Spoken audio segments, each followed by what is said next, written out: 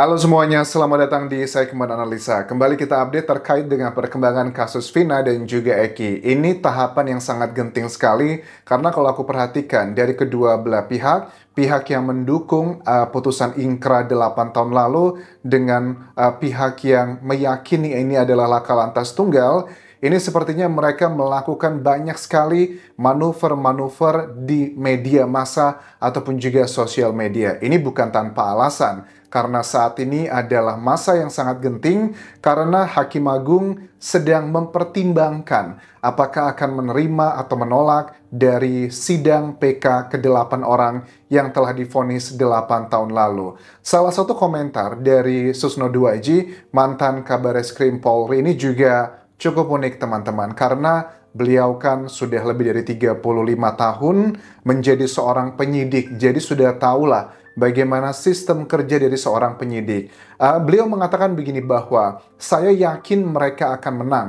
Kalau kalah berarti hakimnya berani benar di sini. Bahkan juga memberikan pantun, ikan sepat, ikan gabus, makin cepat makin bagus adalah pertanyaan yang ditanyakan. Kapan kira-kira akan segera diumumkan? Ya, makin cepat makin bagus. Tetapi kenapa sampai saat ini sudah lebih dari 2 mingguan dari bulan Oktober ini tapi belum ada pengumuman? Karena memang dari pihak Hakim Agungnya kayaknya lagi galau banget ya, lagi menimbang-nimbang putusan ini akan oke atau tidak. Tapi sebagian masyarakat meyakini bahwa nanti pada saat kita akan segera menyaksikan pergantian pemerintahan, Pak Prabowo akan segera menjadi presiden, bahkan Otto Hasibuan pun sempat dipanggil yang rencananya akan menjadi bagian untuk ngebantu presiden di pemerintahan ini, apakah sebagai menteri atau wakil menteri atau hanya sekedar staf khusus. Ya, staf khusus di presiden juga sebuah achievement yang luar biasa. Katanya sih banyak yang yakin akan segera terungkap, dibongkar semuanya dan ada putusannya setelah pelantikan Pak Prabowo nanti, teman-teman. Nggak usah sekolah tinggi-tinggi, kata Susno Duaji. Anak SMP aja sudah tahu ini ada banyak kesalahan gitu. Syukur-syukur hakim berani mutus negara bertanggung jawab secara materi. Ini penting ya, karena nanti dalam putusan hukum yang ingkrah itu hanya menjalankan apa yang diputuskan oleh Hakim Agung.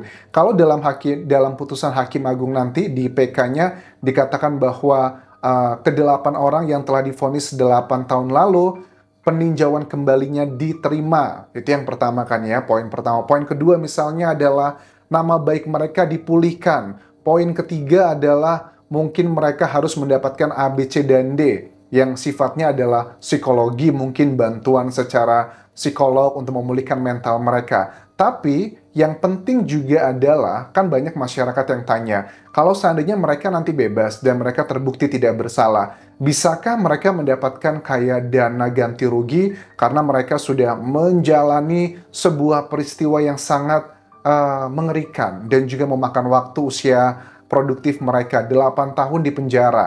Dikatakan bahwa ya ini harus ada putusannya kalau hakim tidak memutuskan, misalnya diputuskan bahwa negara harus bertanggung jawab kepada para 8 orang ini diberikan ganti rugi misalnya 500 juta atau 1 miliar. Kalau itu tidak disebutkan dalam amar putusan, ini tidak bisa diberikan. Karena kan sebagai masyarakat ada yang berpikir bahwa pasti kalau mereka menang nanti sudah pasti nih otomatis mereka akan mendapatkan ganti rugi secara materi. Itu tidak betul, tidak pasti. Kita bisa lihat dari kasus yang pra-peradilan kemarin, Peggy Setiawan pun juga dalam putusan hakim di pra-peradilan tidak ada yang menyatakan bahwa Peggy Setiawan harus mendapatkan ganti rugi sekian rupiah. Itu tidak ada. Walaupun dari pengacaranya salah satunya bilang bahwa harusnya ada ganti rugi gitu kan ya. Misalnya kayak 2 motor yang disita, kalau disewakan atau dijual itu berapa. Terus juga waktu kerjanya Peggy Setiawan yang harus hilang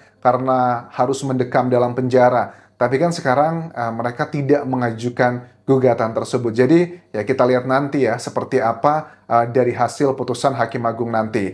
Saya nggak tahu, kata Susno Duaji, kenapa kuasa hukum dari Mabes Polri tidak membantu Ibtu Rudiana dan juga rekan-rekan sesama anggota polisi saat ini. Ya, ada beberapa kemungkinan katanya. Karena kan kita tahu Elsa Syarif dan timnya adalah yang ngebantu Rudiana, kemudian Anwar, terus juga ada Gugun, ada Anwar, dan kayaknya cuma 4 doang ya, yang dari anggota polisi yang diduga telah melakukan pelanggaran saat itu. Menurut Susno Duaji, ini adalah antara sudah minta izin atau memang mereka diperbantukan dari kuasa hukum sipil. Tapi kalau dari masyarakat sih menilai bahwa ini adalah kesannya. Kenapa dari pihak Mabes Polri tidak mau ngebantu mereka agar Mabes Polri ini bermainnya aman gitu. Karena kita ngelihat dulu nih nanti hasil putusan Hakim Agung. Karena kalau ternyata memang Ibtu Rudiana terbukti bersalah dan mereka diterima gitu kan ya sidang PK-nya, artinya akan ada orang yang kena konsekuensi hukum, yakni adalah terkait dengan pelanggaran-pelanggaran yang dilakukan 8 tahun lalu tersebut. Misalnya sih kalau analisa dari Susno Duaji, yang kita tahu ya 35 tahun menjadi seorang penyidik polisi, pasti juga sudah sangat senior lah, mengerti bagaimana sistemnya. Amburadul katanya, karena indikasinya adalah kan ini para tersangka itu ditangkap dulu, baru prosedurnya menyusul gitu. Misalnya adalah Ibtu Rudiana bilang bahwa dia katanya sama timnya yang merupakan dari Satuan Narkoba kan bilang pada tanggal 31 Agustus 2016 cuma membantu mengamankan. Tapi dari ya Susno Duaji bilang itu sih bukan mengamankan, tapi itu adalah bagian penangkapan. Dan tidak semua reserse itu boleh nangkap, tapi hanya reserse anggotanya yang mendapatkan surat perintah dari Kapolres melalui Kasat Reskrim. Itu kan yang tim penyidikan ya. Bahkan pada tahun tersebut pun, Ibtu Rudiana dan juga rekan-rekan yang saat itu yang menangkap para terpidana, itu kan bukanlah dari reserse. Mereka dari Satuan Narkoba. Ini bisa dibuktikan dengan keterangan dari terpidana yang mengatakan bahwa saat itu kami ditangkapnya dari ada Ibtu Rudiana, ada rekan-rekannya juga. Dikuatkan lagi dengan temuan dari Komnas HAM yang mengatakan bahwa ada salah satu anak buah Ibtu Rudiana tahun 2017 yang sudah diberikan sidang kode etik karena telah melakukan pemukulan kepada tersangka. Itu sudah semakin berkesinambungan data-data yang menunjukkan adanya pelanggaran yang diduga dilakukan oleh Ibtu Rudiana dan juga rekan-rekannya begitu. Mereka itu bukan tangkap tangan sekali lagi.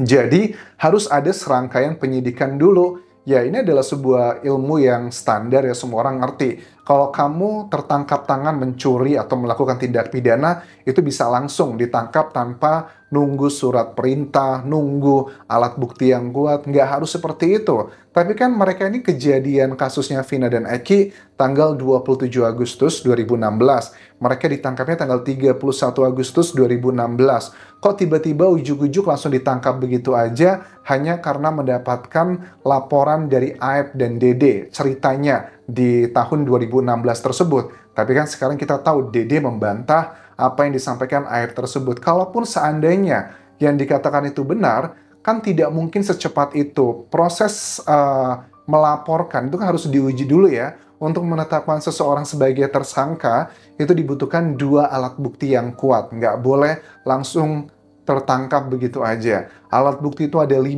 ada keterangan saksi, keterangan ahli, keterangan terdakwa, petunjuk, dan juga surat. Kalau hanya berdasarkan keterangannya Aep, ya itu sangat konyol sekali. Ya ada sih tambah lagi keterangannya Dede, itu sudah 2 alat bukti yang kuat. Mungkin ditambah dengan barang bukti, kategorinya petunjuk. Tapi kan itu harus ada penyidikan.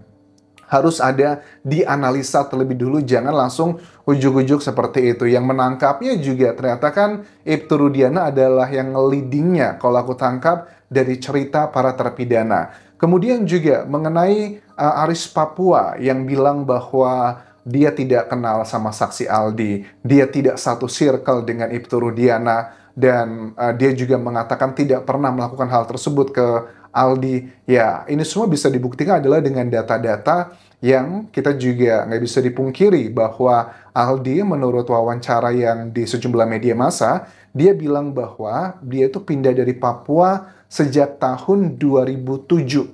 Oke, 2007 itu jauh sebelum tahun kejadian di tahun 2016. Artinya potensi tersebut ada. Misalkan begini, karena kedekatan antara teman atau ngobrol dan sebagainya, ya, untuk melakukan hal seperti itu, orang mau sekedar ngebantu. Bukan berarti dia harus kenal, bukan berarti dia harus dinas di Polres tersebut. Karena itu Rudian aja, yang satuan narkoba dan juga rekannya, yang sesama anggota tersebut, yang sudah mendapatkan sidang kode etik, pun bisa melakukan hal seperti itu, walaupun mereka bukanlah bagian reserse gitu. Itu aja bisa dilanggar, dugaannya ke arah sana. Apalagi hanya sekedar teman yang datang ngeliat, itu adalah bukan hal yang mustahil. Karena ngapain Aldi, orang dari kalangan bawah, tidak punya kekuatan ekonomi, kekuatan sosial, tapi dia tahu namanya Aris Papua gitu. Dalam persidangan kan Aldi mengatakan menangis ya bahwa saya paling inget banget itu si Aris Papua yang melakukan A, B, C, dan D. Lantas kenapa nama tersebut bisa keluar dari Aldi? Apakah Aldi mengarang gitu? Usia dia masih belasan tahun saat itu, jadi agak sulit untuk dipercaya dia punya kemampuan mengarang hal tersebut.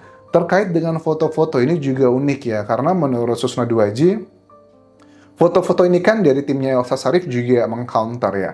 Foto-foto yang babak belurnya para tersangka. Tapi Elsa Sharif menunjukkan, enggak nih ada foto-foto mereka dalam kondisi baik-baik aja. Sebenarnya bisa dicek adalah siapakah yang mengambil foto tersebut. Kan pasti ada juru fotonya tuh di Polres pemeriksaan saat itu. Ya tinggal dicek aja terkait juga dengan luka-luka. Kan masih ada terpidananya masih hidup juga sampai sekarang. Tinggal dicek aja bagian mana yang luka, yang masih ada bekasnya, kemudian dicek oleh keterangan ahli dari dokter, apakah luka ini adalah luka bekas kayak sundutan rokok, atau bahkan benda tumpul, atau bahkan kayak senapan angin, atau peluru karet. Itu kan bukan hal yang mustahil untuk dicek. Misalnya gini, kayak ada luka di kaki yang kena knalpot. Itu kan tanda luka knalpot tuh khas banget teman-teman. Atau luka kena pisau, atau luka kena apapun. Kita kan selalu dikatakan harus menggunakan yang sains, yang data ilmiah. Ya inilah bagian data-data ilmiah yang harusnya bisa dilakukan dalam proses pembuktian apa yang disampaikan para terpidana. Memang yang harus membuktikan ini adalah kuasa hukum dari para terpidana ya. Tapi suka tidak suka bagian ini juga udah bagian yang bukan major lagi, tapi yang ke minor aja sih. Poin-poin utama yang lebih besar itu sudah banyak yang menunjukkan bahwa ini memang keyakinannya seperti Pak Susno Duaji lebih menjurus adalah ke laka lantas tunggal. Oke, itu kurang lebih bisa aku bahas untuk hari ini. Apakah kalian yakin kemenangan para terpidana dan juga Saka Tatal sudah di depan mata, ataukah mereka akan kalah? Susno Duaji bilang bahwa kalau mereka kalah, artinya ini hakim luar biasa banget beraninya.